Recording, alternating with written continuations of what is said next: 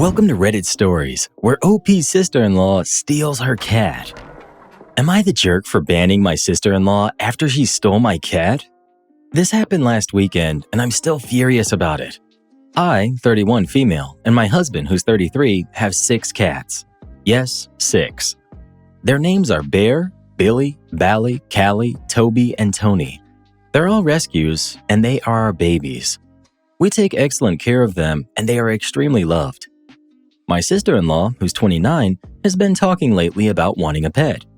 She's never had one before and doesn't seem to understand what it takes to take care of an animal. A few weeks ago, she started making comments about how lucky Calico cats are and how she wanted one just like Callie. Then she started saying we had so many cats, we should let her have Callie. I told her absolutely not.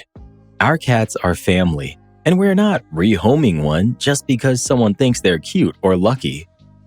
I even offered to go with her to adopt a cat. There are plenty of Calicos out there who need good homes. But she waved me off and just kept joking about how maybe she'd just sneak Callie out one day when we weren't looking. I thought she was kidding. This past weekend, we had a family gathering at our house. Everything went fine, but later that night, when everyone was gone, we noticed Callie was missing. We checked the whole house, then the backyard, then the front yard. No sign of her. I had a sick feeling and asked my husband if he thought his sister might have taken her. He said he didn't think she would actually do something like that. But I pulled up our security camera footage anyway. Sure enough, there she was, walking out of our house with Callie in her arms, putting her in her car and driving away. I called her immediately. She picked up and sounded completely casual, saying she was just borrowing Callie for a bit and was planning to bring her back in a few days. I told her if she didn't return her right now, I was driving over and banging down the door myself. She told me to relax, said I was overreacting, but finally agreed to bring Callie back. She showed up an hour later, handed Callie over like nothing had happened, and acted like I was making a big deal out of nothing. I told her straight up that she's no longer welcome at our house. That kind of betrayal is not something I take lightly. My husband tried to get me to calm down, saying at least she brought Callie back, and maybe she didn't understand how serious it was. But I'm not budging. She stole from us, and not just an object, a living animal who trusts us and depends on us. Now my in-laws are asking me to let it go since no harm was done, but I don't see it that way. So, am I the jerk for banning her from our home, even though she returned Callie? Not the jerk. She literally catnapped your cat. That's not a misunderstanding, it's not a joke. That's straight up theft. I don't care if she returned Callie later. She violated your trust in a huge way. Pets are family, not party favors you borrow without asking. Honestly, you showed more restraint than most people would have. So this woman actually walked into OP's home and stole her cat? That's not just crossing a boundary, Reddit boy. That's leaping over it and building a house on the other side. I mean, how do you even try to play that off? I was just borrowing your living animal without permission?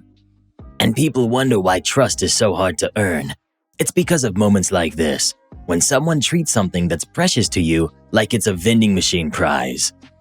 Am I the jerk for not accepting my sister's relationship with my ex, despite her having cancer as a teenager? I, 25 female, grew up with my stepsister who's 23. I was 4 when my dad married her mom and she was 3. We shared a house, the same schools, chores, birthdays, etc. I saw her as my real sister and we were extremely close. When she was 14, she got cancer. It was a long fight that stretched for about 2 years. She went through surgery, treatment, and all the fear and uncertainty that came with it. She did make a full recovery, but those 2 years changed the rhythm of our household. My parents became strict, protective, and watchful. And since we were close in age, I got pulled into that world too. They asked a lot of me. I quit my extracurriculars so I could work, and the money went into her medical bills. I drove her to most appointments because our parents were juggling work and hospital meetings. Whenever I had something fun planned, she needed to come too. I didn't complain about most of it. She needed support, and she was my sister. I only fought them once, when they made me quit the volleyball team. I had a moment where I pushed back, and they punished me for it. Looking back, one outburst during that whole time feels pretty calm for a teenager who watched every part of her routine disappear. Life moved on. I graduated and went to college. That's where I met my ex, who we'll call Ben. We clicked fast. Junior year turned into dating. Dating turned into living together once we graduated. We built a routine, made plans, had our little traditions. For 3 years, I believed we were solid. Then July came along. I walked into our bedroom and I saw him with my sister. I'll leave it at that. That was it for me. He moved out a few days later. We talked, but nothing in that conversation was worth trying to patch up. My sister apologized at first, then kept her distance. I thought she was giving me room to breathe. She wasn't. Last week, she asked to meet up. We sat in a restaurant that I used to like. She told me she and Ben were in love. She said they wanted to start posting pictures together and wanted to let me know first. She called it a courtesy, like that would make it lighter. I left her in the restaurant by herself without finishing my drink. She later sent me a request for my part of the bill through Venmo. She told our parents. They called me to their house and told me they were disappointed in me. They said she never learned proper social etiquette because of her cancer years and that she has trouble meeting people. They expected me to understand. But I've seen her socialize for most of her life. She's not shy, awkward, or struggling. And if we're using the logic of those years to explain behavior, then by that standard, I should have the same gaps. That excuse didn't land for me. They pushed again and said if I didn't support her relationship with Ben, they might have to go no contact with me. I reminded them that I'm their daughter too. They stayed firm and said this was jealousy on my end. For the record, I'm not jealous. I'm sad about losing my relationship and hurt by the betrayal, but I don't want to cheat her back. I'm upset that my sister did this, that she knew the relationship I had with him, that she went behind my back and kept going with him, that she chose him over me and she's still choosing him over me right now. My parents aren't talking to me. My extended family is sending me messages calling me selfish and worse. I didn't think my life would turn into this. I thought the years I spent helping my sister through her worst season meant something. I believed it brought us closer. I believed loyalty ran both ways. Right now, I feel like I imagined all of that closeness, and I was the only one who believed in it. Am I the jerk? Edit. The response here surprised me. I'm trying to read everything, but it's overwhelming in a good way. I do want to say something. I never thought my childhood was awful. The favoritism started when my sister got sick. Before that, the house felt pretty normal. I moved out as soon as I could, and I built a pretty independent adult life. I've had moments of resentment, sure, but I didn't see those years as my parents abandoning their responsibilities or treating me as less than. A lot of you pointed out things I'd never framed that way, which gave me a lot to think about. I always believed I did the right thing for my family and for her, and honestly, we were close during those years, and we tried to make things as normal as possible. It wasn't all sad. But reading others' perspectives on it has really opened my eyes to things I didn't consider. Thank you for making me feel less alone during all of this. Update. Sometimes all you can do is laugh. I just got off the phone with my cousin who saw this post and said he could explain a few things. I asked why he was on Reddit instead of going to school. He asked why I was on Reddit instead of working, and I said touché. He told me that after my talk with my mom, she went straight to his house and talked to my aunt. That's when everything came out. Turns out, my sister isn't just with Ben. She's 4 months pregnant, which means whatever was going on between them started a lot earlier than I thought. My parents are pushing so hard for me to forgive her because they don't want anything to ruin their excitement over their first grandchild. So yes, I'm apparently less important than my stepmom's plans to post ultrasounds online. This is where things are now. I ended up calling out of work for the rest of the day. I'm planning to drink a lot of alcohol, like a lot, and then sit down and figure out what I'm supposed to do next. Update 8 days later. I reached out to my sister and asked her to meet me at a park. No restaurant and no bill. I asked her if she was pregnant, and she told me the truth. She said she still wanted me in her life. She said she wanted me in the baby's life. Someone online guessed that she had asked me to be the godmother. That guess turned out to be right. She said she wanted that too.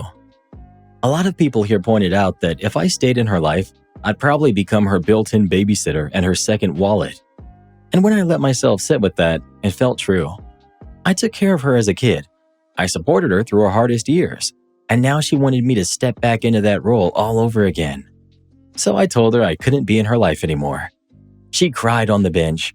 I walked away, feeling like the world's worst person, even though I knew it was the right decision. After that, I emailed my parents. I told them how deeply I felt betrayed.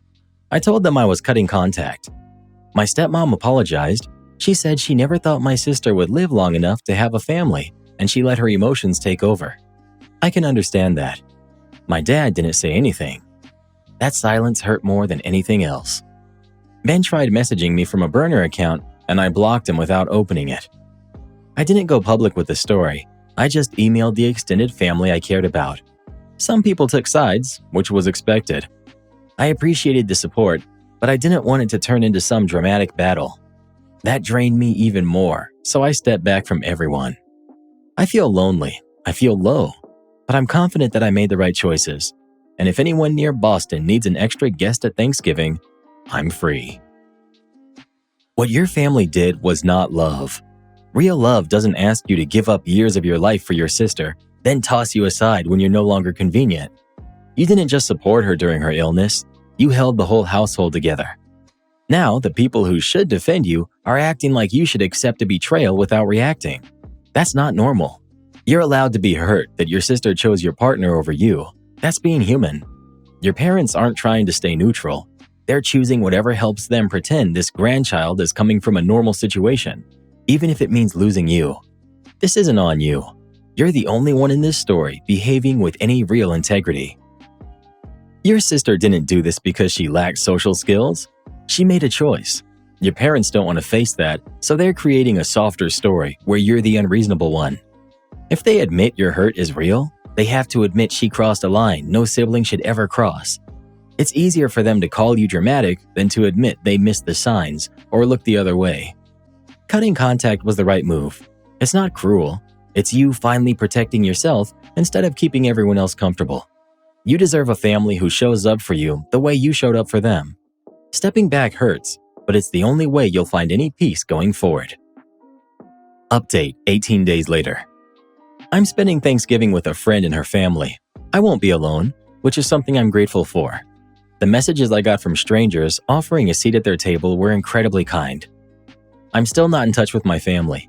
I've tried to keep my distance from anything involving my sister and Ben, but every now and then something slips through. The only reason I know they're having problems is because Ben came to my place one night and cried for 3 hours straight.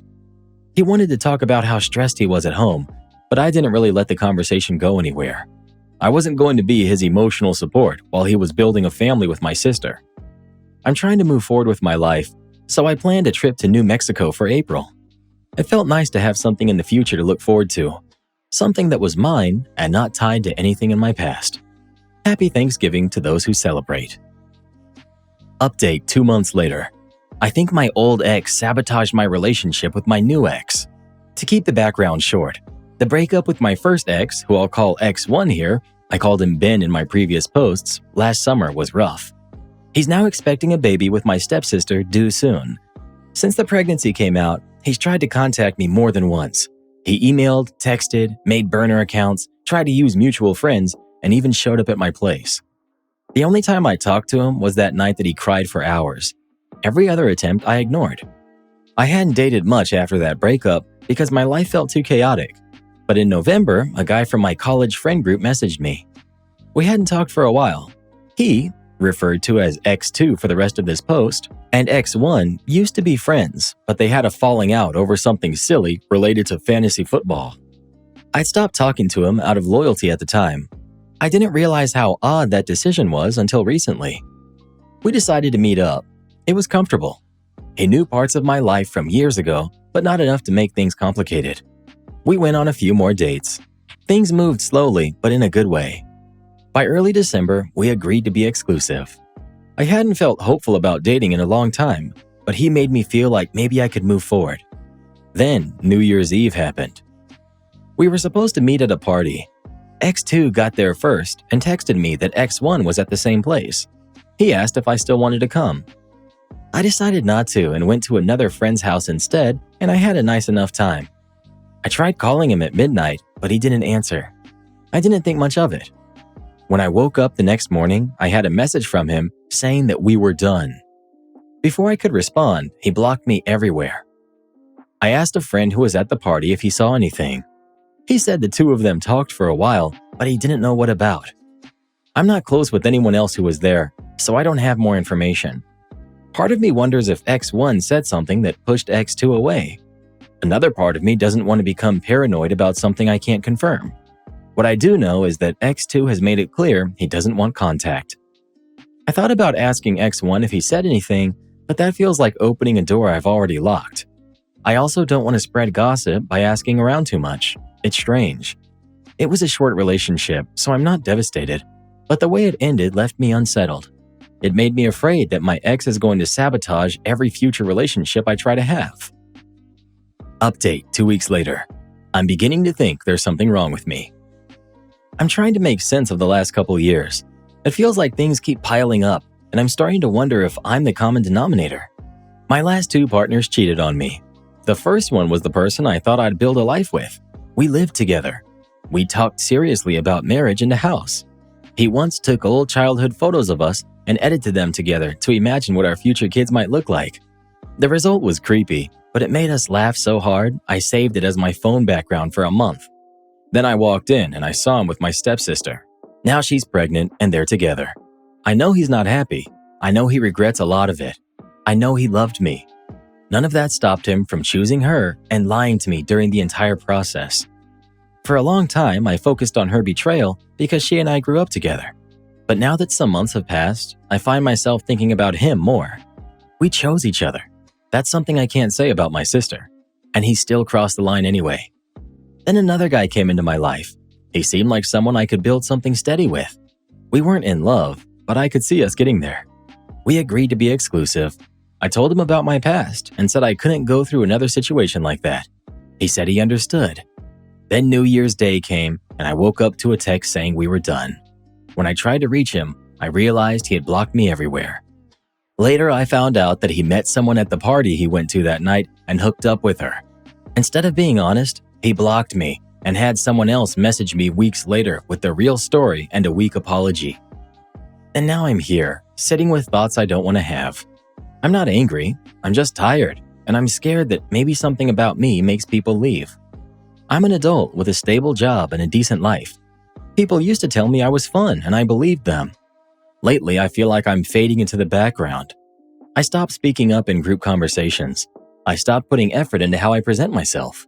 I don't plan anything because I don't want to be disappointed again. I'm almost the same age my mom was when she died. I never even knew her, but I grew up hearing that she lit up every room and had this warm and joyful energy. In my worst moments, I wondered what would happen if I disappeared right now. Who would even show up? Who would care? I know these thoughts aren't productive. I know they're coming from a place of exhaustion, but it's been hard to shake them. Anyhow, sorry for writing a novel. Just not sure what to do anymore, who to talk to. If you read this whole thing, thank you. There's nothing wrong with you. You went through 2 betrayals back to back, plus your family choosing the easier story instead of choosing you. Anyone would feel drained after that. You're not fading. You're hurt and exhausted, and that takes time to recover from. Both guys cheated because they lacked character. That's on them. Your sister made her own choices too. None of that points to you being unlovable. You showed up for people who didn't show up for you. You won't feel this low forever. You just need space, support, and people who treat you the way you deserve. You're not alone, even if it feels like it right now. You've been hit with too many losses in a short time, and your brain is doing what brains do when they're overwhelmed. That doesn't mean something's wrong with you. 2 men cheated because they wanted the easy way out, not because you were lacking. Pulling back from people is a normal reaction when you've been hurt. It doesn't mean you're disappearing. It means you're tired and need time to feel safe again. Please don't think you wouldn't be missed. You matter more than these guys ever showed you.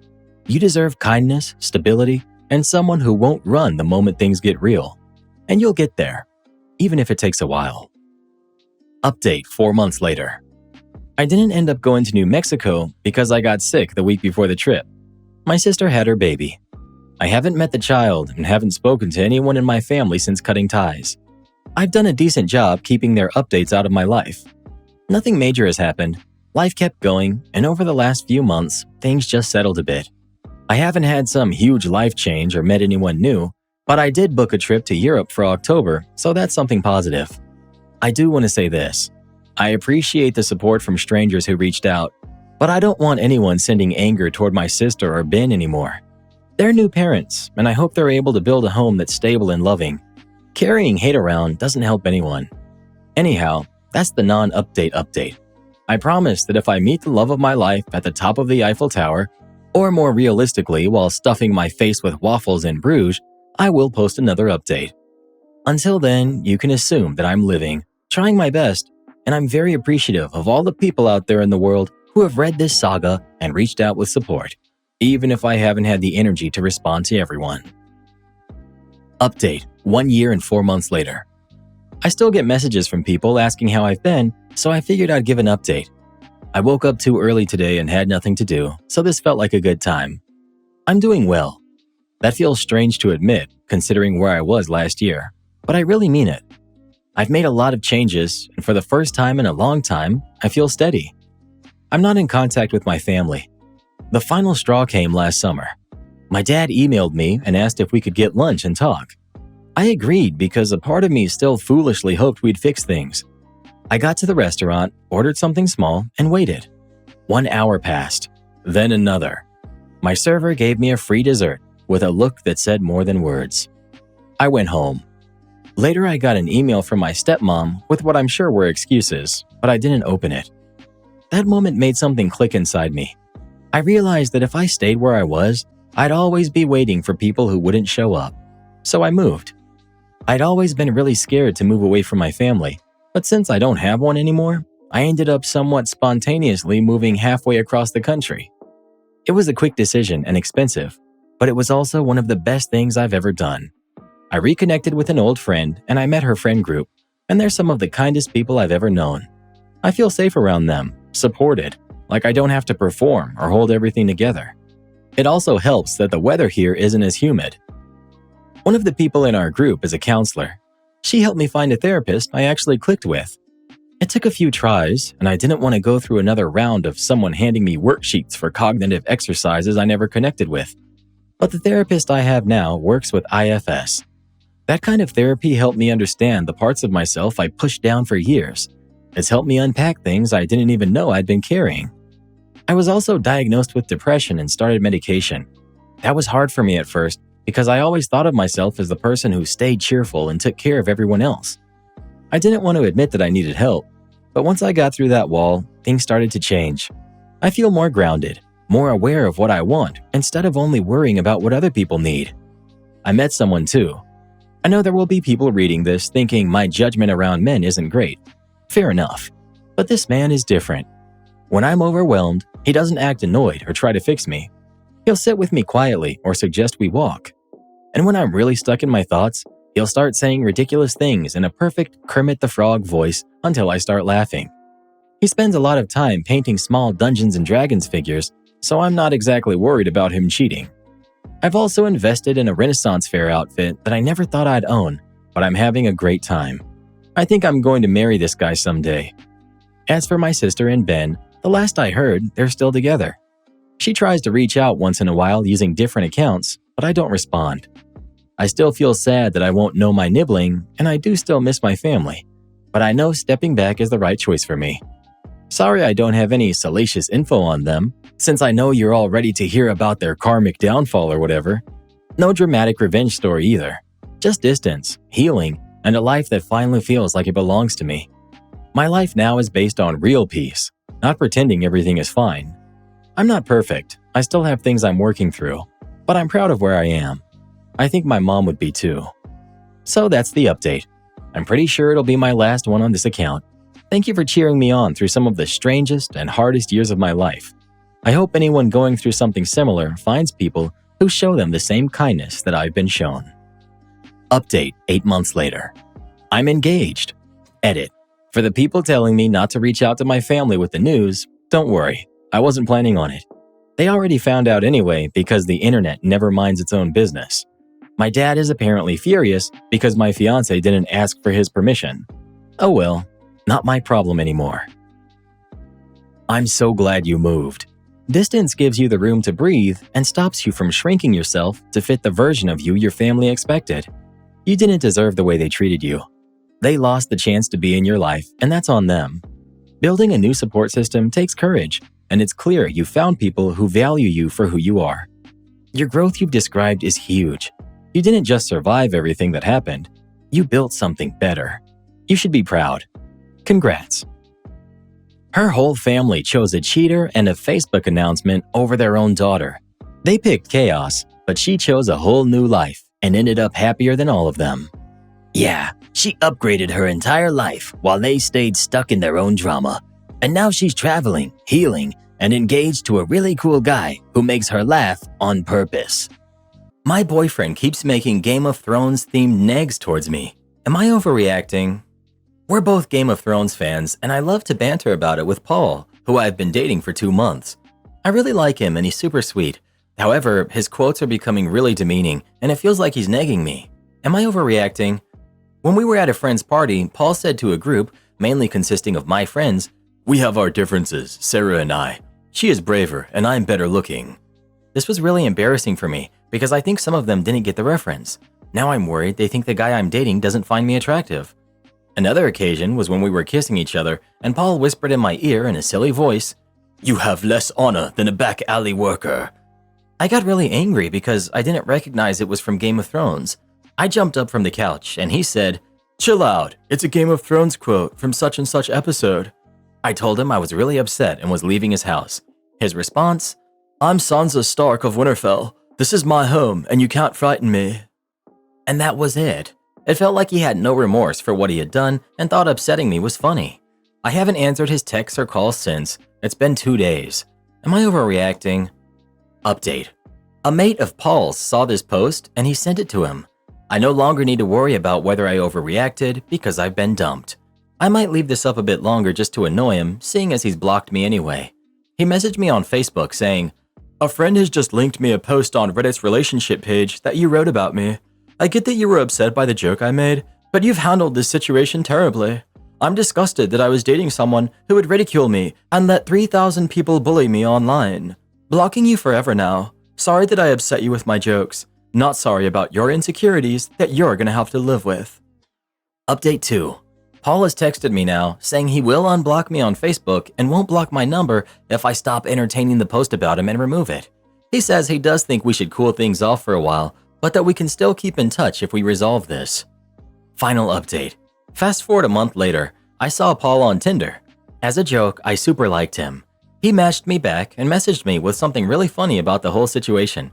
We joked in a good-natured way, which eventually led to us hashing things out. We got back together and officially became boyfriend and girlfriend. The Reddit post became a quirky story that we mostly kept to ourselves, and it even became a running joke. Paul definitely lightened up after that experience and learned to take himself less seriously. Things were great when he moved into my place in December, but only for a week. Initially, we split costs evenly, but Paul started drinking a lot more coffee due to increased stress at work. He claimed he needed it to manage his workload, but also began buying expensive coffee and 2 takeout coffees daily, along with lunch every weekday. For a whole month, Paul claimed he had no money to contribute to groceries, leaving me to cover everything. Yet he continued buying coffee and lunches. When I confronted him, he said I needed to understand the stress he was under and how these things were his way of coping. I felt guilty and didn't push the issue. The worst part came during Christmas at my family's house. Paul brought his own coffee brand and declined my family's coffee, insisting on making his own. It was awkward and it felt rude. Later, we got into a huge fight about it. I told him he was being uptight and he accused me of nitpicking and said, "No one is perfect." On Saturday afternoon, Paul broke up with me. He said he had started shutting down emotionally after our Christmas fight and didn't think we had enough in common to continue. He packed his belongings and moved out that day. I'm heartbroken and haven't gone to work yet. I feel taken advantage of. I don't understand how someone's feelings could change so drastically after one fight. It's obviously over, but that doesn't make it hurt any less. It all feels so sudden. Didn't want to take the table, but it ended up being exactly what I needed. For context, I'm a 21-year-old college student. I was born and raised in the deep Midwest, basically Canada, but I currently attend school in the South where I work as a server 2 to 3 days a week. I've struggled with mental health issues my entire life, but the past few weeks have been especially difficult. One thing about depression is the constant feeling of being a burden, of lacking value, and just floating around through life without direction. Lately, those feelings have been stronger than ever. A part of me genuinely believes I'm not worth much. Even though I know that's not true, it feels very real in my head. I've been scraping by, and it's taken a toll on me at work. Anxiety and depression are like parasites. They latch on to small cracks in your mind, grow tighter and larger every day, and fester unless you fight back. I've been through these episodes before, and while I always manage to push through eventually, it's no less brutal each time. Because of this, I've been a shell of my usual self at work. Normally, I'm one of the more seasoned staff members, often serving as an emotional leader. Lately though, it's been obvious to everyone that something's wrong. In fact, last night, my manager asked if I was upset with him. I wasn't, I was just upset. Last night, I was on the closing shift. We were slammed until about 2 hours before close, but by 9:30, most of the closing tasks were done. The only thing left was to mop and wait for 11 p.m. to roll around. At 10:40, a group of 7 walked in. 6 of them spoke only Spanish, with one woman in the group able to communicate a little in English. As a Spanish minor, I've taken Spanish-speaking tables before, but I wasn't in the mindset to do anything other than clean and leave. It wasn't my turn in rotation, but I begrudgingly agreed to take the table because no one else would have been able to serve them efficiently. When I greeted them in Spanish, they were floored. I'm very obviously Midwestern. I look like your typical business school guy, despite not being in a frat. I've also been told I have a noticeable Midwestern accent. When I introduced myself in Spanish, they got excited and started smiling. I let them know the kitchen was closing in 15 minutes and asked them to get their orders in quickly. I grabbed their waters, and by the time I returned, most of them were ready to order. I helped those who weren't by translating the menu, and somehow I managed to get all their orders in within 3 minutes. My Spanish isn't perfect, and there were a couple of translation hiccups, but I could tell how much it meant to them to order in their native language. A couple of the guys even dapped me up after they ordered, and I realized how much they appreciated the effort. Their food came out correctly, and later, when they were taking a selfie, I offered to take the picture for them. Once again, they got excited and told me how much they appreciated me and how great I was. When it was time to pay, they asked for separate checks. No problem. I made sure to explain the automatic gratuity for large parties in both Spanish and English to ensure there was no confusion and to let them know there was no pressure to tip beyond that. On their way out, one of them told me they had gotten together in the States for a week and were all flying home the next day. They came from all over South America, Venezuela, Colombia, I could tell from the accents, Ecuador, and more. This was their last night together, and they thanked me for making it easier. They explained how challenging it usually is for them to dine out, but I had made it stress-free. That moment struck me. I'll never see them again, but I made a tangible difference in their lives. I wasn't just their server, I helped create a meaningful memory for them. This was their last activity together before parting ways for who knows how long, and I was part of making that night a positive experience. They all tipped in cash on top of the 20% gratuity. I told them it wasn't necessary, but they insisted, saying I deserved it. After they left, I finished closing the restaurant. While mopping, it hit me that serving that table was the first time in a long time that I had genuinely felt valuable and needed. That night out will likely become a story they share with their family and friends, the time a random college student made their last night together memorable by speaking their language. My Spanish wasn't perfect, but it got the job done. Life is strange. I didn't want to take that table. I was just trying to make it to the end of my shift, but by pure chance, they needed me and I needed them.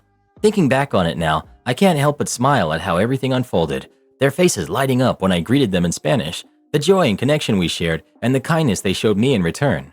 I'm not writing this to pat myself on the back, I just did my job, but that table reminded me how even the smallest actions can have a profound impact on someone's life. So thank you, Table 41, who unknowingly helped me silence the voice telling me I didn't matter. In just half an hour, I went from feeling invisible to realizing how much I could still offer. It turns out, I needed them just as much as they needed me. Am I the jerk for accidentally revealing my boss's affair during the office Secret Santa exchange? I, 29 female, work in a small office where we always do a Secret Santa gift exchange. This year, I drew my boss, Rachel. She's always been incredibly kind to me, so I wanted to make her gift thoughtful. Rachel frequently mentions her husband and their shared love of hiking, so I decided to get her a nice pair of hiking boots and a gift card to an outdoor gear store. During the exchange, Rachel opened my gift, and I made a lighthearted joke saying, "Hopefully your husband doesn't already have these boots, or you two can match."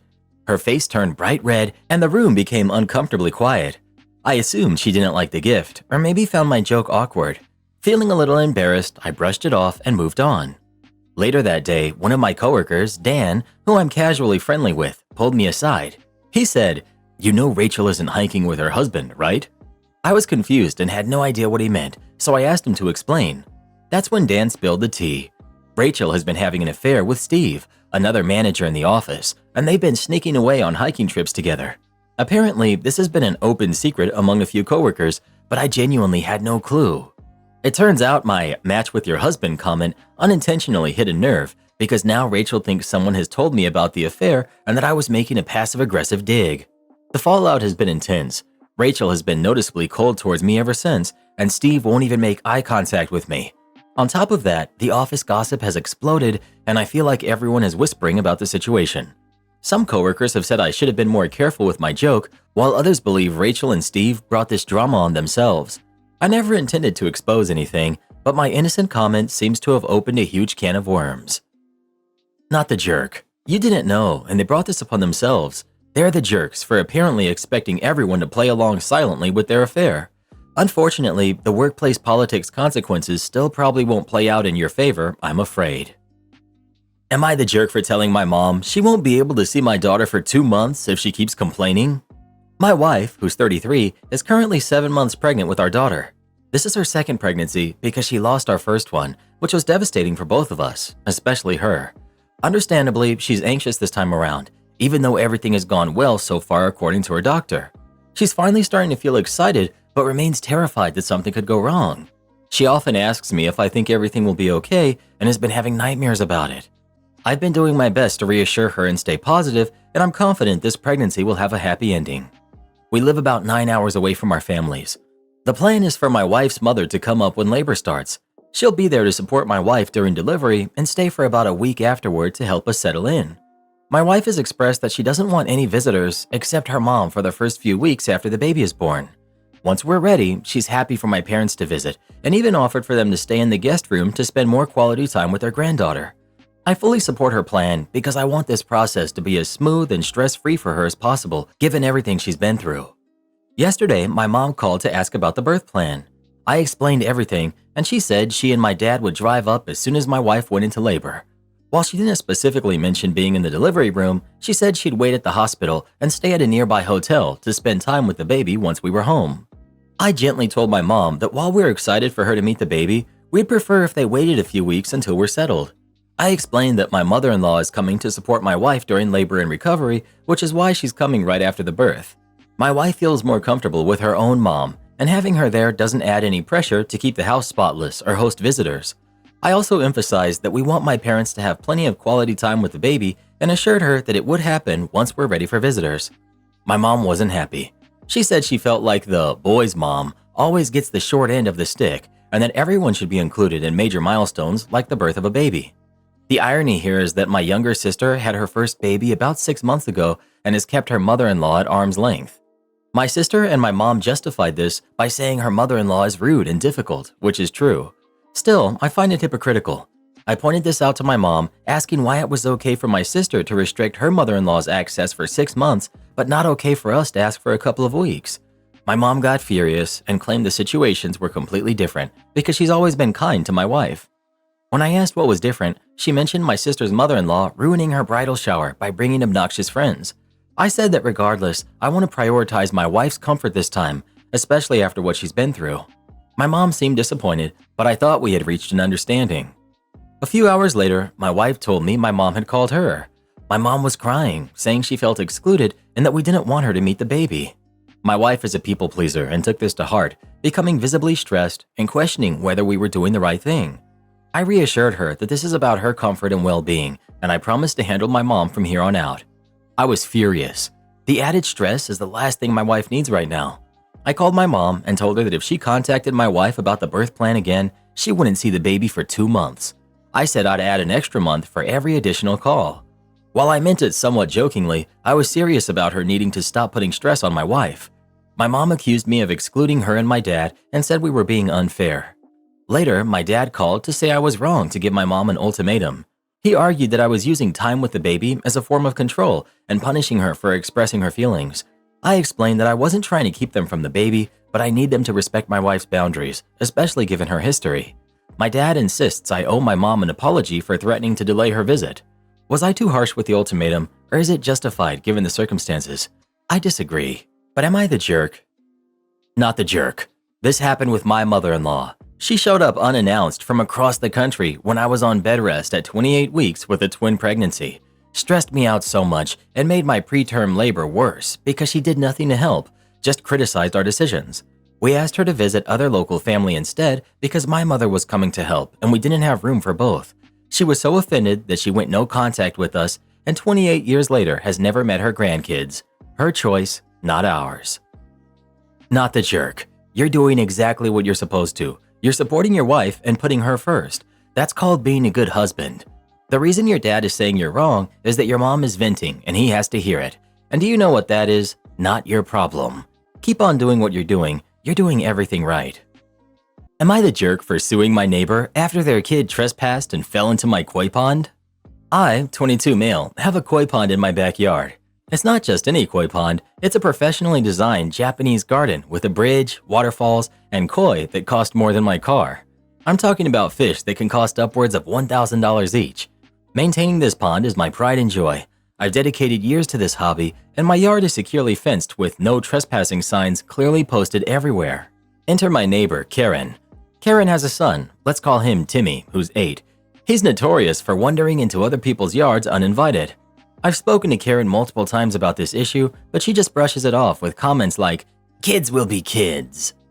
Last week, while I was out running errands, I got a frantic call from Karen. Apparently, Timmy climbed over my fence to feed the fish, despite me explicitly telling both him and Karen to stay out. While doing so, he slipped and fell into the pond, destroying part of my carefully maintained ecosystem.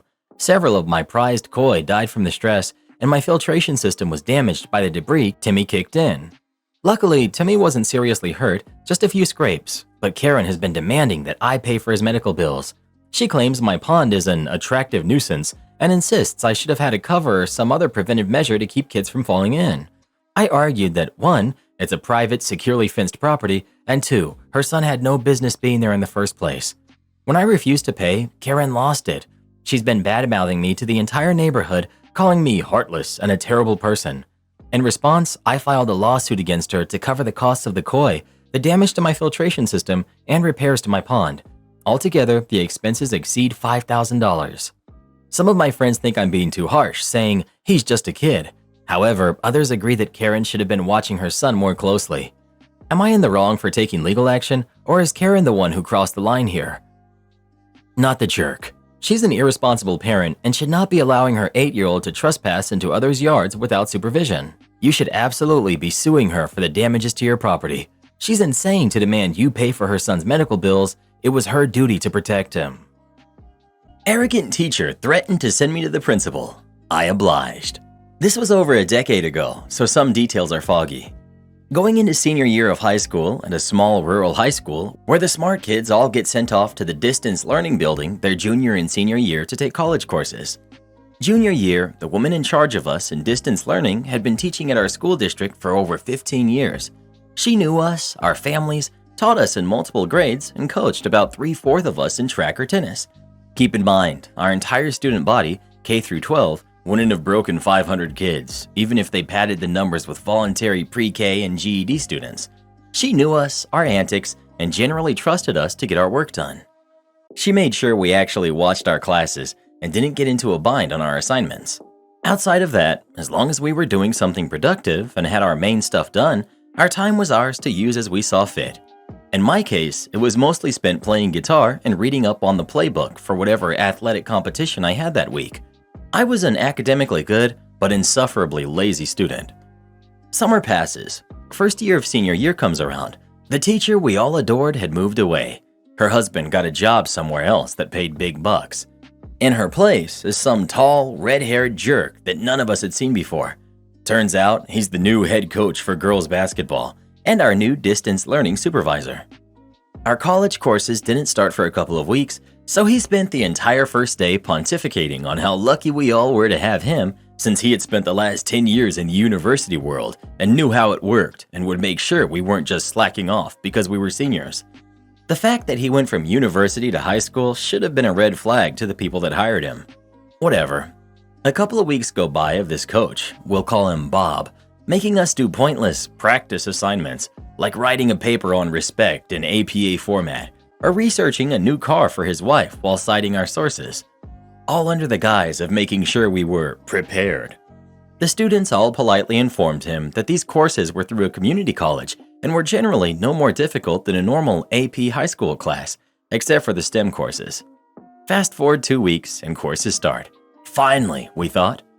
Bob's antics throughout the year would have been bearable had he not made a habit of insulting students who did something that wasn't to his liking, or held a political view contrary to the university culture he came from, which was all of us. He went to demanding that we all submit our assignments to him before our actual professors, which he then did not go through quickly, causing a great many of us to lose points for late assignments. We started ignoring this and sending him a copy at the same time we submitted the assignment, and telling us all that we were in no way mature enough for this kind of learning. We all had to maintain an institutional GPA of 3.0 or better to stay in the program. We averaged 3.8. And if it was up to him, he'd take our entitled butts right back over to the main building for real classes. The straw that broke the camel's back came at the end of the fall semester. We had all taken our finals, passed, and were looking forward to an easy few weeks. Bob came in that morning in a worse mood than usual. I found out years later this was the day his divorce proceedings began, and started going off on one of the students for how she was dressed. She ignored him, as did the rest of us. We were all just making it through to the end of the semester. Bob then began one of his speeches about how terrible and entitled we all were. No one was paying attention, which made him even more angry, but he knew he couldn't really punish us for anything. So he zeroed in on one kid that had been placed in the classroom for remedial learning, as it was a quiet, consistent environment. He was the one student in the room actually working on something. The conversation will be paraphrased, as this was over 10 years ago. It went as follows. Bob: "So, what are you doing?" Student, somewhat rudely: "I'm trying to study for my test coming up, so I don't get held back." Bob: "For what? So you can eventually go flip burgers at the Dairy Queen?" By the way, the student he was talking to now makes over 6 figures as a welder. "Please, you're not going to get it done anyway, so have some respect and pay attention when an adult is speaking." That was it for me. You see, the student he was talking to happened to be my cousin.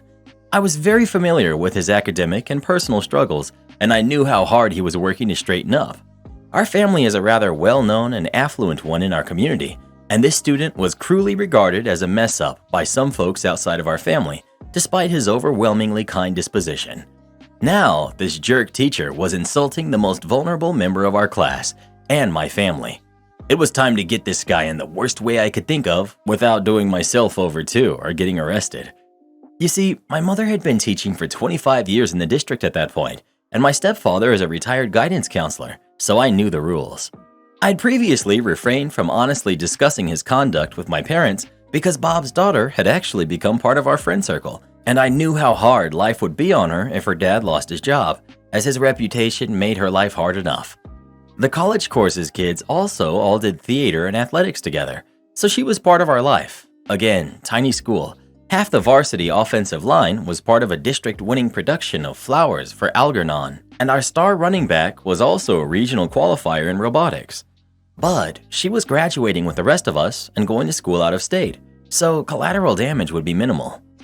Knowing what would happen next, I casually remarked, "Coach Bob, it seems to me that if you knew half as much about basketball as you think you know about this student, you'd probably still have your job at the university.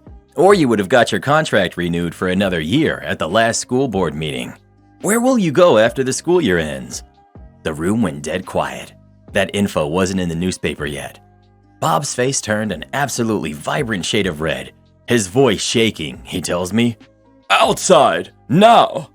I calmly set down my book and stepped out into the foyer of the building. Bob followed me out, closed the door, and proceeded to scream every insult and word he could think of in my face for at least 4 straight minutes. I was the most smug, lazy, entitled little jerk he had ever seen, apparently. I may have been able to pull the wool over the eyes of my pastor, every other teacher, his daughter, and all of my coaches, who were constantly irritated with me for being lazy. But goodness, I couldn't fool him. I was never going anywhere in life, and I was just going to ride my family name like a parasite. To be honest, his lung capacity was kind of impressive. I don't think he took a single breath for the entirety of his rant. Once he stopped to catch his breath, I asked, "Coach Bob, may I go back to reading now?" Bob screamed, "No! Your butt is going straight to the principal. The student and I will write down exactly what you said, and you will sign the darn thing. Do you understand?" "Yes, sir. I'd be happy to sign it." Bob gave me a questioning gaze. "Actually, I'd be happy to go down to the principal's office. I need to ask him for a letter of recommendation for a scholarship. And of course, he will ask me what led to me saying something so disrespectful. Of course, I can't lie to him, and then I'll mention our little chat out here." By this point, the teacher in the other classroom, who I also happen to be related to, came out to see what the commotion was and heard at least the tail end of his glorious speech. She was about to say something, but I turned and gave her a smile and a wink. I had it in the bag. 18-year-old me was riding high. Bob sent me back into the distance learning room and followed me in. I stood by the door, awaiting my office referral. A minute went by and it never came. "Sit down, Jones." "Coach Bob, I believe classroom insubordination requires an office referral." "If that's the way you want to go." Bob's voice started to raise, but at this point, he understood his situation. He wrote up the office referral and I walked happily down to the admin office. The principal was surprised to see me, and even more surprised that I was sent there on disciplinary action. I told him what had happened, and I got detention for 1 day as punishment for open disrespect of a teacher, which I kind of deserved, and a thank you for my honesty. The next 2 weeks were heavenly. Bob barely spoke a word and spent most of his time glaring at me or looking at job listings. At the start of the spring semester, he wasn't in distance learning. In fact, he was nowhere to be seen. Turned out, he had accepted a last-minute opportunity somewhere else before the Christmas break and had to move there in time for spring practices to start. What a coincidence. I found out years later that Bob was soon let go from his next coaching job and he had gotten divorced. Other faculty had apparently repeatedly complained about his conduct and he was on incredibly thin ice long before my little stunt. Honestly, I kind of feel sorry for the guy after writing this memory down. Congratulations on everyone who made it to the end. Am I the jerk for calling the police on my fiancé? Last night, my 35 male, fiancé, 38 female, left in the evening to give a friend's son a ride to his home. She implied she'd be home before 9. She left at around 7:45. 10:15 rolled around and she still wasn't home. I texted and she apologized to me, saying that her friend's son was actually in the next town over, maybe 30 minutes away, and she was coming home now. 11:45 rolled around and she still hadn't come home, so I called her to no answer. Texted her, no response. I was getting very upset. 12:30 rolled around and still no response and no answer to my phone calls. I was extremely angry. 1:30 rolled around and my anger had completely transformed into worry. Not answering my calls and texts not read. Around 1:45 I called the police. I've always heard that the first 24 hours of someone being missing is the most important, so I didn't want to delay. I asked them to let me know if there had been any traffic accidents involving her car, and the operator told me that they would put out the word and send some cops to check along the route she would travel. I called all the hospitals in the area to check if she had been checked in, and I waited outside watching the road for her car for 3 hours, partially because I didn't want the kids to hear me on the phone with hospitals, and secondly because I was sick with worry. At 7 a.m. she came home. She apologized for being out and said she had no excuse. She was driving home and felt tired, like she was falling asleep at the wheel, so she pulled over to the side of the road to sleep. When she did that, she found that her brand new phone had stopped working. She says she napped anyway because it was the responsible thing to do, and then came home at 7 a.m. to bring the kids to school and get to work on time. I immediately called the police and told them that she had come home safely and gave them the case number and told them to stop searching, which they did. My fiance brought the kids to school and left for work. I set out to start cleaning. Cleaning de-stresses me sometimes, and I got a call from a policeman asking me where she worked. I told him and asked why, and I was informed that it was their policy to check on the person's wellness after a missing person is found. I asked them to not go by her work, but to give her a call instead. He said he couldn't promise anything. My fiance is relatively new to her job. A police officer showed up and asked to speak with her. She's now enraged at me for calling the police and sending a cop to her work and making her look bad. She's saying I overreacted and that she wasn't missing and that I was punishing her for doing the responsible thing and not driving while drowsy. She's saying that she is never going to leave the house again except for work because she's afraid I'm going to call the cops on her again. So, did I overreact? Should I have waited 2 days like she's saying I should have? Not the jerk, but you know she's lying, right? OP.